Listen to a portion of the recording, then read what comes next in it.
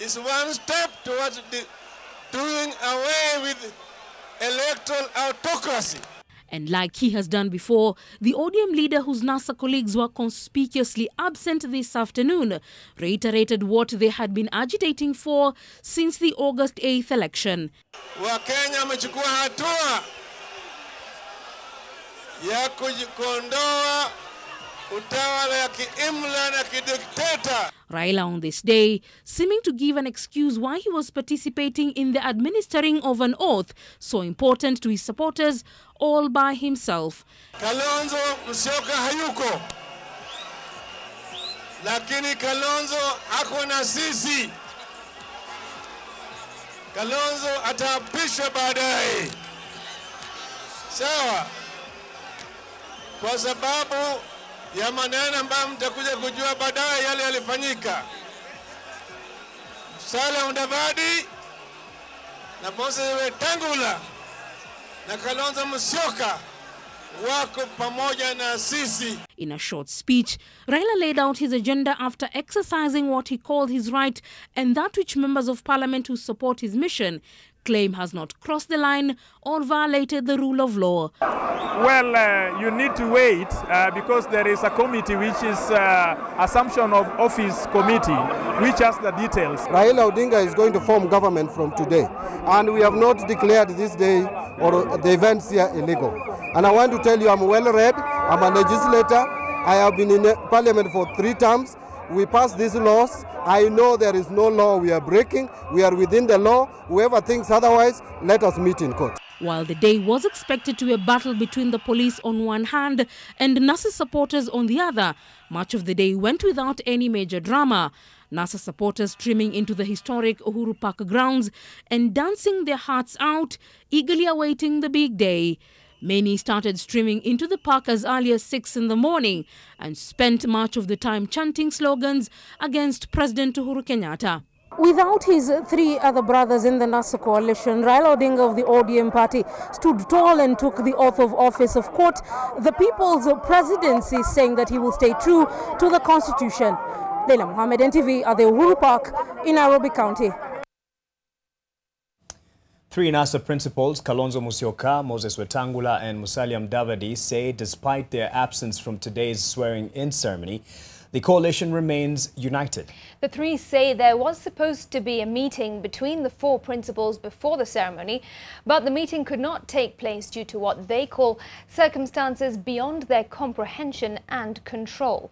They say the NASA summit will meet in 2 days to discuss matters affecting the nation. Earlier at his home, Kalonzo Musyoka had complained of his security being withdrawn and the media shut down, and said the coalition needed to consult before the oath-taking. Andrew Cheng has more details. The video released by the 3 principals shows them together at an undisclosed location. It was accompanied by a statement saying that the 4 NASA principals had yesterday met and were supposed to meet again today, but that meeting could not take place due to what they termed as circumstances beyond their comprehension and control. Journalists had camped at the home of NASA running mate Kalonzo Musyoka since morning to get a perspective from him on what he expected of the day. When he had come out, he had sympathized with the media and had condemned the government for shutting off TV stations. So you can see the high-handedness of our friends on the other side. We don't understand this panic. So we, in the first instance, we are still consulting and we'll let you know. Yeah. We're actually going into consultation right now. Yeah, so because even the worldwide, people are expecting this event. So what do you do when it's a complete shutdown? The journalists followed Kalonzo and he gave another briefing. This time it was about his security being withdrawn. Every security detail, the remaining, because a lot of them were taken away. Right? Now you won't imagine my security right now is Senator Wambua. He looks like he can be one. And Governor Kibwana, he looks a little... Yeah, these are the security we have. And you can imagine on an occasion as important as a swearing-in ceremony. Okay? So we are taking all these things into account. And we hope sincerely that our supporters are able to see what we are going through. Trucks belonging to the General Service Unit arrived at the home and took the officers together with their personal belongings back to their camps. The NASA team had planned to meet at the Intercontinental Hotel for lunch, and NASA MPs had been gathering there since morning. However, when they learned that none of them would be coming there, they all headed to Uhuru Park. Before the ceremony, Kalonzo had spoken about the way forward. Well, this country is our home for all of us, all right? We will be here. We will be here. And we will be letting the country know the next moves. Despite their absence, they insist that the coalition is united and remains strong and will be meeting in 2 days. The signature of Raila Odinga and the NASA letterhead, however, was conspicuously missing from their statement.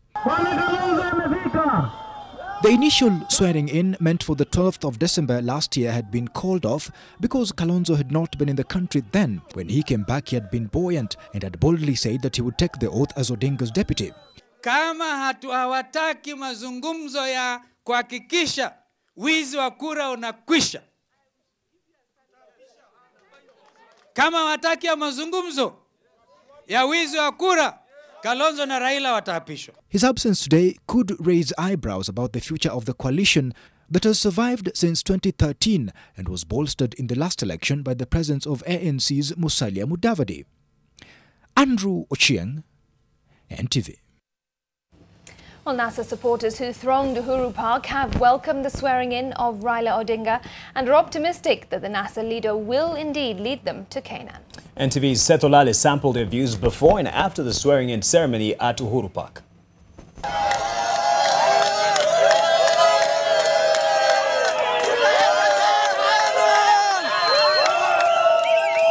We are going to KENYAN, and anybody who's taking KENYAN is not really joking around. We are going to take oath of allegiance, and this is going to be business as usual. After that, we want Raila to go ahead and announce the cabinet. Uhuru did not do it next year.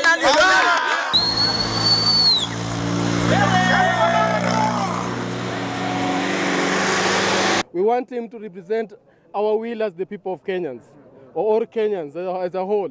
My friend, we have suffered as Kenyans.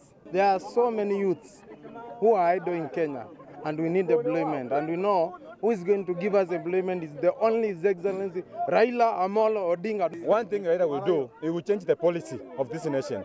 We don't want the nation that we can buy Aunga for 150, then they give us free education or free maternity leave. That's the wrong policy, that's the wrong system. Where the treasure is, there is the art is. So, people of Kenya, our treasure, our art is in Raila Amolo Odinga. We believe in him, he has the track record. The use of the police force, it is going to come to an end with the power of Raila Odinga being sworn in at the State House today.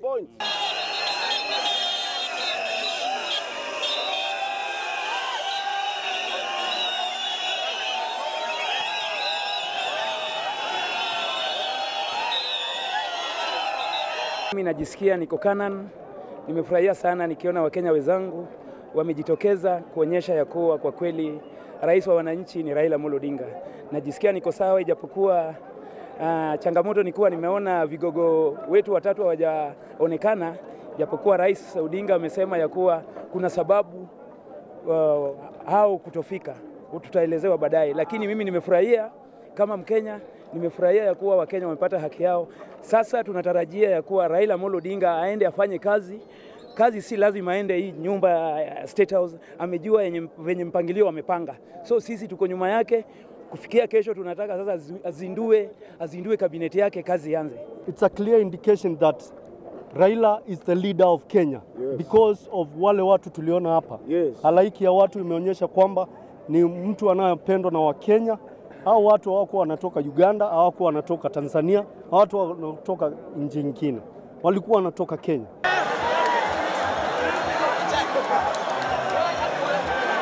Raila Odinga supporters hope that what went down at Uhuru Park today will not only be an iconic event in their calendar but also improve their welfare in the coming days. Seth Olale, NTV, Nairobi.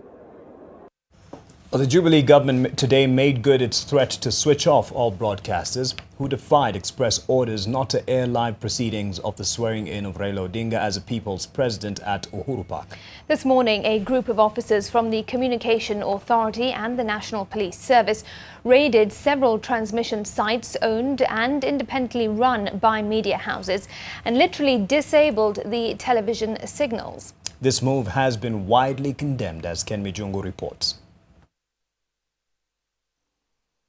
A few minutes past 8 this morning, the engineers at the Nation Media Group's transmission site in Limuru tell us a group of 10 individuals in 2 motor vehicles, one being a police cruiser, paid them a visit. After a few minutes, they left this location and headed for another transmission installation belonging to the Royal Media Services. It's at this point that local television channels started going off. By 9 a.m., most free-to-air channels were already off-air. Some paid television channels, however, remained on. Our next stop was at the Royal Media Services site, a few kilometers from Limuru town. Here, we found those responsible for the shutdown. Royal Media Services was the first to lose its transmission, both paid for and free to air. This is where they host their transmission equipment and ADN shared by both NTV and Citizen Television. Soon viewers countrywide were thrown into the dark, save for the state broadcaster KBC, which had deliberately complied with the executive orders issued last Friday. The others, privately owned, also remained on but did not broadcast the event. After spending some time here, it became very apparent to us that the instructions to the officers who are manning this facility from the outside were very clear. No one gets in, no one gets out, nothing comes in and nothing comes out. And this trend continued for the rest of the time that we spent here. The social media uproar following the switch-off was overwhelming, but the government stayed put, not confirming or denying their involvement. But it's clear that the decision was made last week during a meeting where the President and his deputy, Interior Cabinet Secretary Fred Matiang'i, Information Cabinet Secretary Joe Musheru, the AG Professor Githu Muigai, and a host of other media representatives sat. It is unfortunate that at this time, this age and era, that after the 2010 Constitution, which has liberated the media and has given it freedom to operate freely, that you can still have the Commission Authority, which is a government agency paid for by taxpayers' money, switching off source of information to the people of Kenya who pay them to do the kind of work they are doing. The broadcasters, through the Editors Guild, had vowed yesterday to defy this directive. Organizations such as the Kenya National Commission on Human Rights have condemned the move. KNCHR, in protest, called for, quote, credible and expeditious investigations into any form of illegal switch-off of television broadcasting rights. The statement is signed by Kagwiri Mbogori, the chairperson of the commission. The Law Society of Kenya, through its president Isaac Okero, says the Communication Authority owes Kenyans an explanation. In the absence of such, LSK says their action is, quote, a flagrant violation of Article 34(2) of the Constitution, which expressly prohibits the state from exercising control over or interfering with any person engaged in broadcasting. The Bloggers Association of Kenya, through its chairman Kennedy Kachwanya, termed it, quote, blatant disregard of the law, while the Political Journalists Association, through its chairperson Isaac Ongeri, described it as, quote, an escalated level of intolerance, not only against government critics, but mainly against the media. Ken Mijungu, NTV. All right, well, let's take you to KISUMU now, and thousands of residents there poured onto the streets moments after NASA leader Raila Odinga took the oath of office as the people's president. They marched through the town streets for several hours, chanting, dancing and singing songs in praise of Raila. Okokusa was there and filed this report. And we have in KISUMU County, here at Kibuye, we have so many parts of food. This is stew. This is stew. Abdiel and Gueno. In combination. And this is Matumbo. That is when Baba swallowed the Bible, I swallowed the meat. The showstopper of the celebrations was perhaps the slaughtering of a goat by traders here at Kibuye Market. They also cooked chicken and vegetables to accompany the meat. Let them know that we have a very plenty of food, full balanced diet. And then there was this mock swearing-in ceremony held at the Jomo Kenyatta Sports Ground.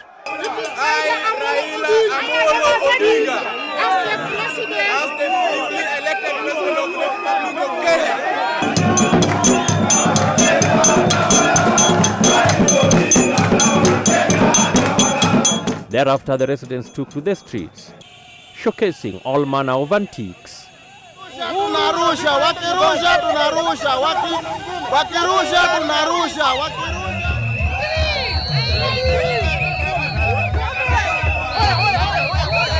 And they were full of praise for Raila, whom they described as a true warrior.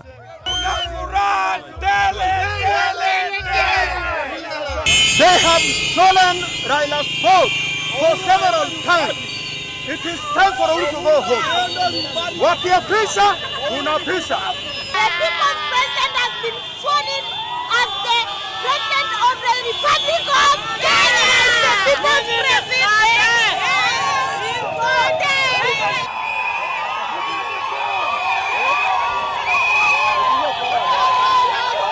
The numbers would later swell as more residents joined in the celebrations that went on till late evening. Okukusa NTV in Kisumu. Following this, the National Resistance Movement, NRM, is now an organized criminal group, according to the Interior Cabinet Secretary Fred Matiang'i. Matiang'i outlawed the NRM immediately after the swearing-in of NASA leader Raila Odinga. The Gazette notice published today now means any NRM member convicted will be liable to a fine not exceeding 500,000 shillings or to imprisonment for a term not exceeding 10 years or both. The Prevention of Organized Crimes Act allows the minister to declare a group as a criminal gang if the minister has reasonable grounds to believe that the group is engaged in any organized criminal activity. The NRM is a wing of the National Super Alliance led by Raila Odinga, and the wing is famed for boycotting products from companies they believe are aligned to the Jubilee government. The NRM now has 21 days if they wish to appeal the decision by the Interior Cabinet Secretary.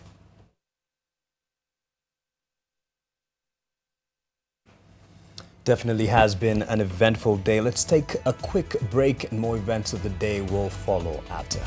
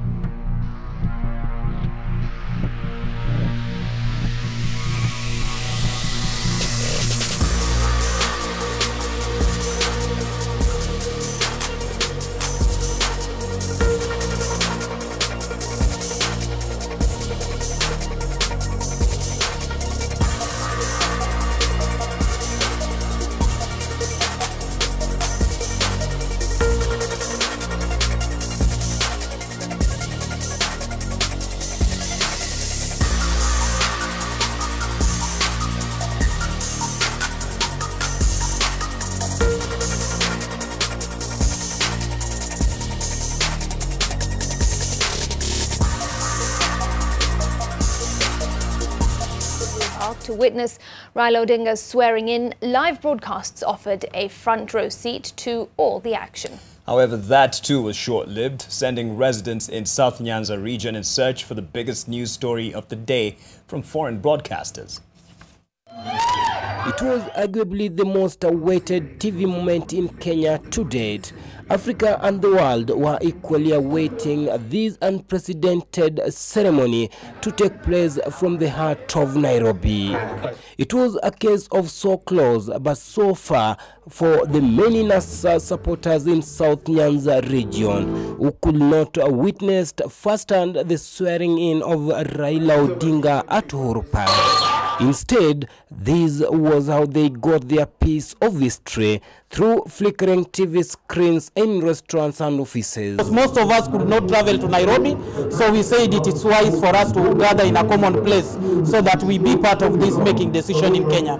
I think I would have watched it from my house, but since I have to watch it and rejoice with my friends, I've decided to come at this place. Hapa tulikuwa tunangoja tuone venye president wetu Raila Amolo Odinga anaenda kuapishwa akuwe president wetu wa Kenya. Their hopes were quickly dashed when the three largest television networks in Kenya, NTV, KTN and Citizen, were switched off just before the swearing ceremony reached the climactic moment of Raila Odinga raising the Bible in his right hand. Lakini sasa serikali ikichukua hii jukumu ya denying us our freedom ya kujua what is going on, freedom of information, tumehuzunika sana. Tuko Kenya, we have freedom to watch everything that is happening within Kenya. Hakuna haja wangefunga stationi zote, wangeacha tu wa Kenya waone chenye inaendelea kwa hii nchi.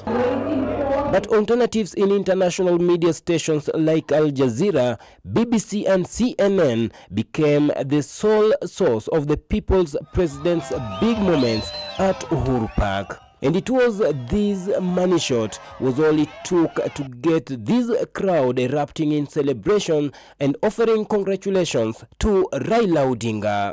Hiyo ni president yangu kutoka leo, mimi najua ni Raila Amolo Odinga ni president yangu kutoka Nyanza. Kuna furaha tele vile baba amekula kujibiwa. Sasa tuko na furaha tele kabisa, hata kulala ndio hatujui vile tutalala. Tutasherehekea mpaka asubuhi. Tutasherehekea kuhusu baba. We expect him to address the issue of unemployment among the youth. We expect him to address the issue of food insecurity in Kenya. We expect him to address so many things that affects common mwananchi. We should dialogue as president to president so that this country moves forward. Mimi natarajia kazi venye unaniona sasa hizi sina kazi. I'm just a hustler. Unajua Raila akienda huko vitu nyingi tutapata huko kwa serikali ya Raila. Bernard Ojwang, NTV, South Nyanza. And there are many who also joined in on the event online, such as the ones who are watching us now. And we thank you for joining in. And for what was largely a peaceful day, it is reported that one person was seriously injured when violence broke out in downtown Nairobi between NASA supporters and a group of youth from the Nairobi business community. Now, this footage coming up on your screen is from downtown Nairobi of NASA supporters after attending the swearing-in ceremony, marching from Uhuru Park and through the streets of the capital.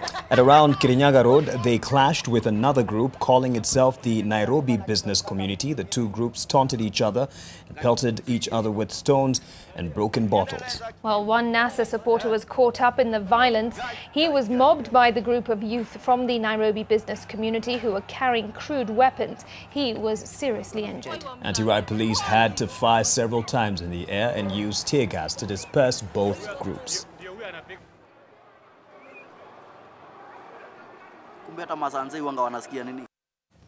Well, NASA supporters from Mombasa had their journey to witness the swearing-in of their party leader at Uhuru Park disrupted. The passengers were aboard 3 buses that were stopped by police and several passengers arrested. They were later released.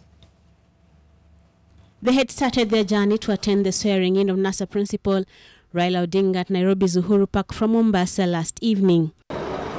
But that journey was cut short just some kilometers from their point of departure. 6 buses had departed Mombasa for Nairobi. 3 of them were stopped at Voi for what the police say were commission of traffic offences. Pumzika kwamba sasa December imeisha, rasi imeisha, so iko magari 3 za modern coast zilikuwa intercepted kwa makosa more kutokuwa na co-driver. At the same time, this vehicle was ferrying more, quite a capacity of passengers. So tukaonelea hizo makari siwe titeta asubuhi, driver, co-driver, and then hata kama co-driver chapatikana in the daytime, you can be allowed to travel. According to the passengers, about 200 of them in 3 buses, the police deliberately stopped their buses and told them that they would not make it to the ceremony. Hatujui kwa nini tuliwekwa kwa pale ndani. Tuko na njaa, wenzetu wako sel. Hatujui kwa nini wako ndani. Tuko hapa Pavoi saa hizi, tungekuwa Nairobi, ambapo hii ni unyanyasaji na kunyima watu haki yao. Sisi ni watu ambao wako na manyumba zao, tuko na mabibi zetu na watoto wetu. Leo ni Jumanne na tuko na shughuli ya kufanya. Wenyewe tumetoka tukiwa tuna lengo moja, kuwa tunaenda zetu Nairobi tukamwapishe baba alafu turudi zetu Mombasa. Yaani ilikuwa aim yetu tufike Kanani. But the police said the arrest and the halting of the journey was all for very valid reasons. Amongst those arrested and detained overnight were women. Wako kwa seli mpaka saa hii, wamesuiliwa. Tulijaribu kuongea na OCS, akatuambia ataturelease saa 2. Haya, tukaenda kwa OB, tukamwambia wale mapolisi tuliwapata huko, kama tunahatia sisi, tupeleke sisi kotini, tusitakiwe na ile makosa tumefanya. Na sisi hatuna makosa tumefanya, wale mapolisi wameshindwa, wameanza kutukukuta tokeni nje kama waizi. The passengers say the police insisted that they produce the national identity cards.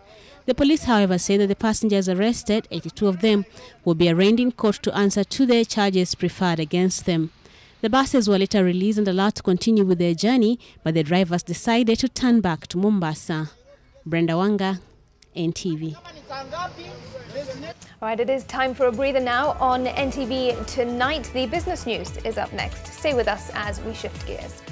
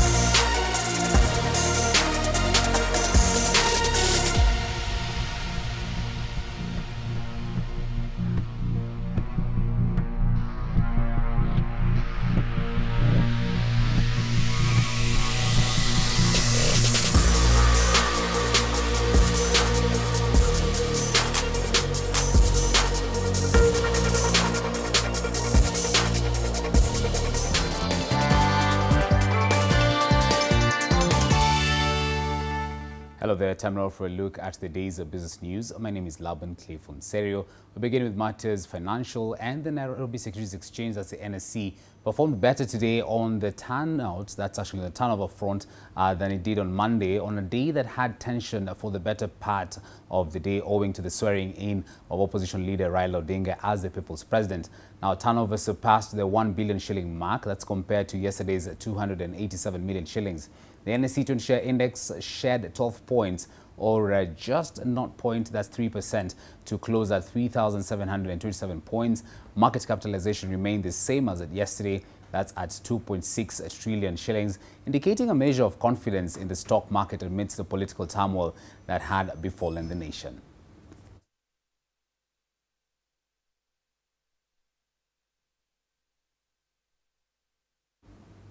And the National Bank of Kenya is targeting to retrench 150 employees in its latest plan, seeking a way out of its financial woes. Now, through a statement sent to newsrooms, the lender says its board endorsed the finalization of an early retirement offer that's to its permanent and pensionable employees, that's those aged 35 years and above and who have served the bank for a period of 5 years. Now, National Bank Managing Director, that's Wilfred Musau, says the early retirement plan seeks to align the staff headcount, that's with the strategic needs of the bank. And the listed bank, which laid off 200 employees in 2014, that's in a similar voluntary retirement plan, is also targeting to conclude the exercise by the end of the week. Expect those stories in detail on your copy of tomorrow's Business Daily, where we just take a look at how the markets performed, especially in a day that was marred with a lot of political turmoil, and of course a lot more, and on the media blackout on several platforms, together with the National Bank story and the retrenchment of 150 employees. Now, buyers of houses in KISUMU Gardens, whose initial total sale value was 1.14 billion shillings, are afraid that they may lose their monies as the property is set to be auctioned. Now, the property, which is owned by Homex Housing, has been at the heart of a number of buyers' frustrations. That's with some of them wanting out as soon as possible. Now, they hope not to lose the millions that they paid the developer, that's years ago, yet currently the houses are still incomplete. Now, the unfulfilled promises are, however, not unique to the project, as the firm's other projects have their share of complaints. Living a privileged life. Beautiful artists' impressions, which for desiring homeowners ooze promises of comfort and achievement. And promises were made, though the failure in their achievement has caused discomfort. Property developer Homex Homes started its projects, which were very appealing to would-be investors. One of the major projects was the KISUMU Gardens in Nairobi's Mwimuto area, where the houses were being bought off-plan. A 20% deposit was paid, and the balance was to be paid upon completion. Each house was being sold at 10 million shillings. Buyers were to pay their 2 million shilling deposit and then wait for the completion. And the buyers began to book and pay their deposits based on the plans they were shown.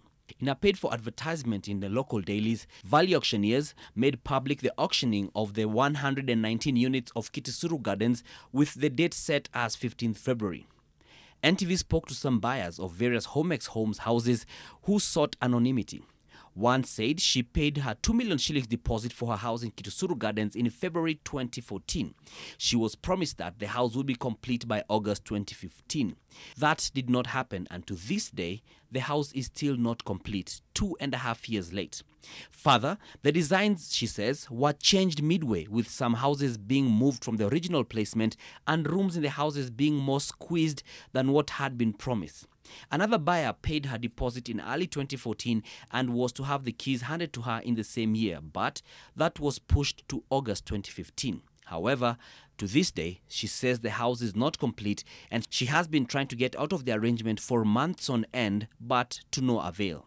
Another potential buyer told us that he pulled out before much engagement when he saw that the amenities promised in the plans had not been constructed. These include a swimming pool, residential shops, a clubhouse, a library, a recreation center, as well as a gym. Sources privy to some of the ongoings in the company tell us that Homex has financial challenges and is unable to fund its projects to completion. It has numerous projects running with insufficient money to complete them. It has been trying to raise money, and one of the ways it is suspected of attempting to do so is by increasing the number of units at KISUMU Gardens from the original 114 to 119. So at an individual cost of 10 million shillings, the total value is worth 1.19 billion shillings. But some buyers received a deal where they were to buy at 8 million shillings on condition that they put in an additional amount of money to the deposit. This deal was being encouraged in order to inject more cash to the farm's coffers and reduce its liabilities, according to our sources. Part of the problem for Homex is a non-performing loan at EcoBank. It is not clear if this is why the houses are at the auction market, putting at risk millions of shillings paid by buyers. With the information becoming public and some clients reaching out to the farm in doubt, frustration and uncertainty, the farm wrote to them saying there was lack of consensus between the farm and the bank over disbursement of the loan right from the onset of the project. This led the developer to source funds from its own resources and from sales. The farm continues to say that it is in advanced talks to resolve the impasse and confirm that this will be done in the next few days. It still remains committed to fulfilling its obligations in these projects, it concludes. Attempts to reach the owner and chairman, Samuel Joroge, did not bear fruit. Aside from KISUMU Gardens, Homex also owns Kabete Palms, the Villaggio, Maya Residence, Villa Maya, Homex Apartments, Homex Villa, and KISUMU View. The situation at Homex is not unique to the company, as this is one among a number of developers that are struggling to build up enough capital for all their projects, leaving off-plan buyers exposed. Dan Mwangi, NTV Business. A sad tale there. Let's hope the buyers get justice. To continental matters now, where air transport within Africa is set to receive a major boost. That's after 23 African states launched a single aviation market to liberalize the air travel and boost connectivity across the continent. Now, the Open Skies Agreement, which was first initiated in 1988, was launched on Monday.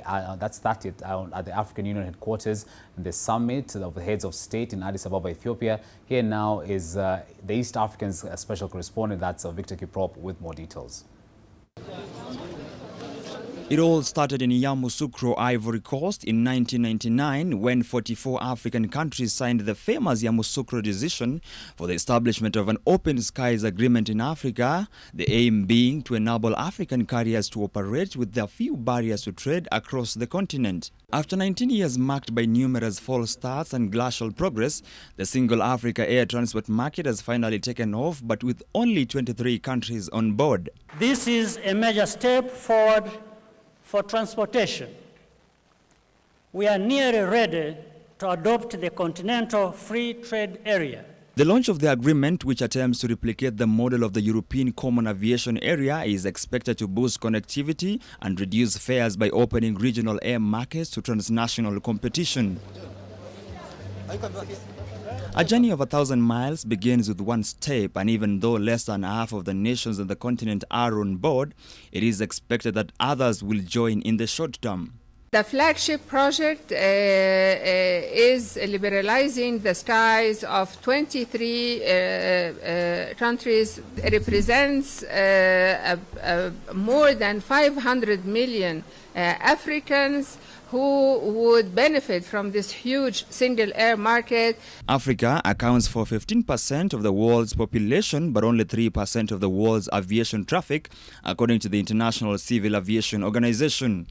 According to the International Air Transport Association, IATA, African airlines collectively made a loss of $100 million in 2016 against $35.3 billion in global profitability. The suppressed performance in Africa has for many years been attributed to the decision by many countries to restrict air service markets to protect the share held by state-owned air carriers. It would help all the signatory countries to further promote, stimulate the economies, but also create additional 300,000 jobs, direct jobs, and almost 2 million indirect jobs. The launch of the single African air transport market is no doubt a major milestone towards increasing connectivity and integration in the continent. However, the biggest challenge now remains convincing the remaining 32 countries to sign and recommit to the agreement. Victor Kiprop, NTV in Addis Ababa, Ethiopia. Coffee farmers will be huge winners should the Coffee Sector Implementation Committee succeed. That's in the implementation, its revised report on regulating the sector and have it implemented fully. Now, there is still a long way to go, however, for the recommendations contained in the report that's to bear fruit and for benefits to trickle down, especially to the farmers. Bridges Ngana reports. In a move to quell distrust between the farmers and other market players, the Coffee Sector Implementation Committee has asked for the input of governors from the 31 coffee-growing counties as it seeks to complete its report on the ailing agricultural sector. Coffee is a private good that is owned by the farmer, and so consequently, the property rights of coffee belong to the farmer. Agree on the marketing strategy, also agree on subsidy to our farmers, but more importantly, agree on the legal reforms that must be undertaken to support this sector. This comes in the wake of a protest lawsuit by the farmers' representative body that felt the initial recommendations of the committee were meant to benefit other players in the cash crops value chain. Days of few people concentrating a lot of power in this sector would be a matter of the past once we unlock the opportunities for the farmers. The Coffee Sector Implementation Committee hopes that this report will help put in place regulations to streamline the sector and ensure that farmers are healthy beneficiaries of their toil to produce the crop. Bridget Ngana, NTV, Nakuru County. Let's pause here for NTV Business. My name is Laban Clifford Serio. Stay tuned, we still have a lot more lined up for you.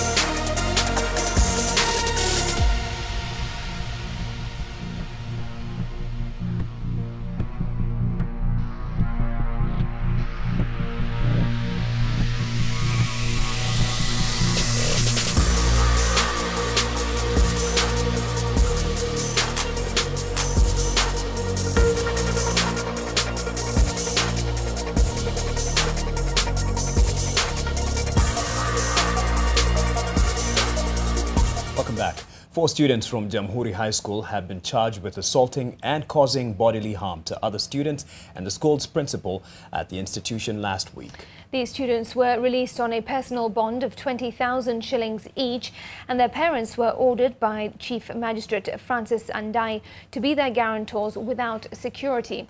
All the 4 students are candidates. On Saturday, teachers, parents, some education stakeholders and students will have a meeting at the school to discuss last week's attack. It is expected that the school will open next week, Monday.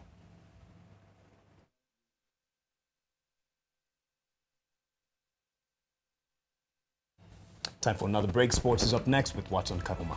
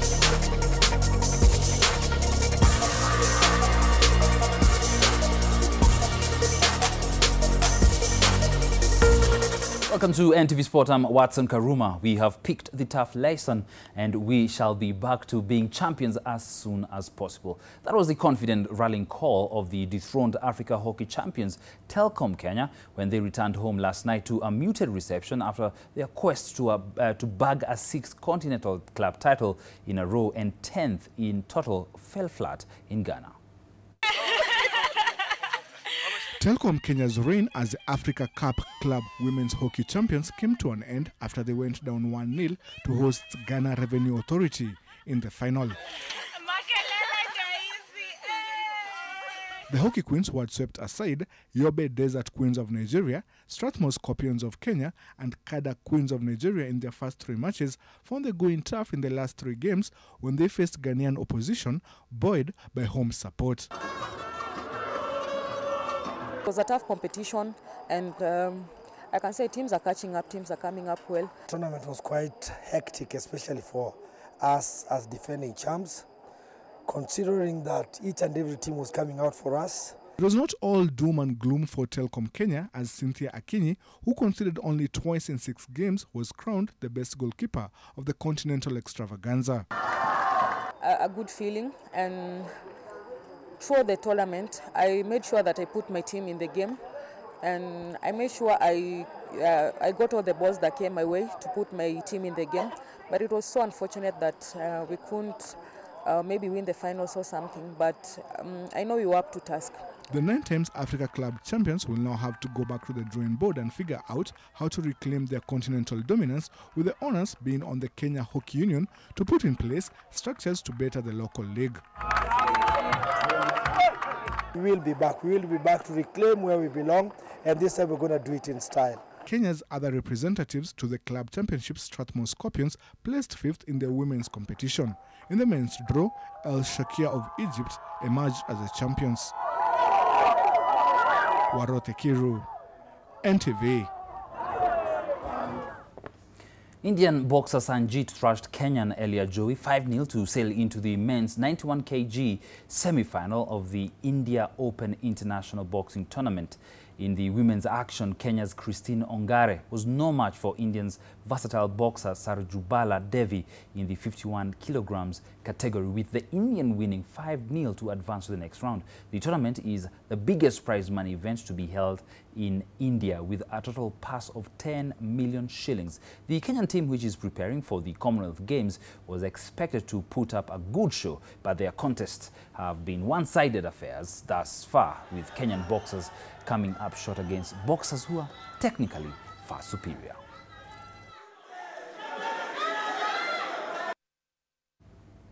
The national sevens team will kick off this weekend's Hamilton Sevens against Samoa at 1 a.m. on Saturday in New Zealand. Their second match will be at about 26 minutes past 4 a.m. against Canada before taking on the USA at 20.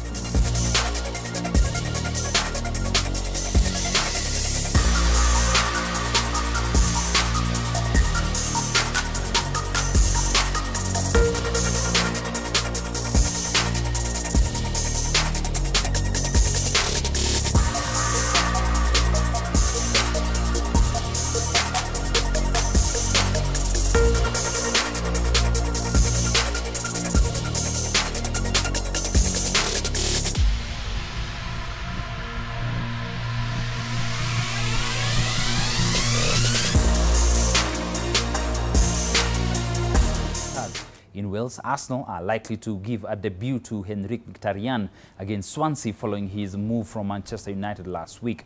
Meanwhile, Liverpool captain Jordan